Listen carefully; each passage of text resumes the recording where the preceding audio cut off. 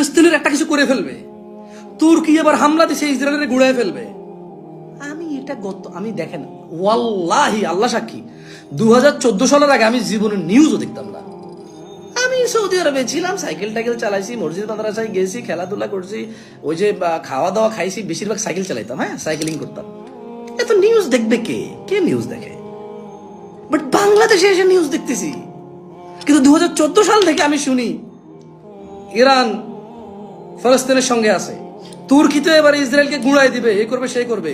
Saudi আরব চেষ্টা করতেছে যুদ্ধ বন্ধের জন্য, মিশর ত্রাণবাহী ট্রাক পাঠাইছে, অপেক্ষা করতেছে গাজার সীমান্তে, শুনতেছি। বাট আমেরিকা যখন বলে ইসরায়েলের সঙ্গে আছে, সে রণতরী পাঠায়। আমেরিকা যখন বলে ইসরায়েলের সঙ্গে আছে, সে যোদ্ধা পাঠায়। আমেরিকা যখন বলে যে ইসরায়েলের সঙ্গে আছে, সে 50 কোটি মার্কিন ডলার বিনিয়োগ করে, যেখানে 52 কোটি মার্কিন ডলার বিনিয়োগ করছে, যেখানে 50 কোটি মার্কিন ডলার শুধু মিসাইল তৈরির জন্য বিনিয়োগ। Do you understand what is called support?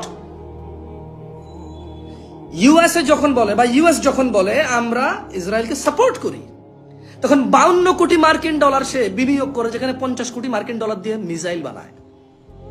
আর তুর্কি আর ইরান গত 75 বছর থেকে সাপোর্ট করে, ভাত পাঠায়, মাছ পাঠায়, তরকারি পাঠায়। তাও কখন?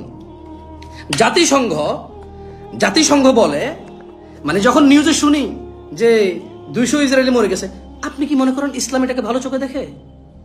ধরেন আপনি একটা দেশের সাথে যুদ্ধ লাগছেন, একটা দেশের আর্মি, একটা দেশের প্রশাসন আপনার দেশে দখল করতে আসছে।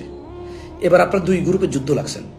এখন ওই দেশে এমন, মানে যেই দেশ আপনার দেশকে দখল করতে আসছে, এই দেশে অনেক মানুষ আছে যারা তার নিজ দেশের কাজকে সাপোর্ট করে না।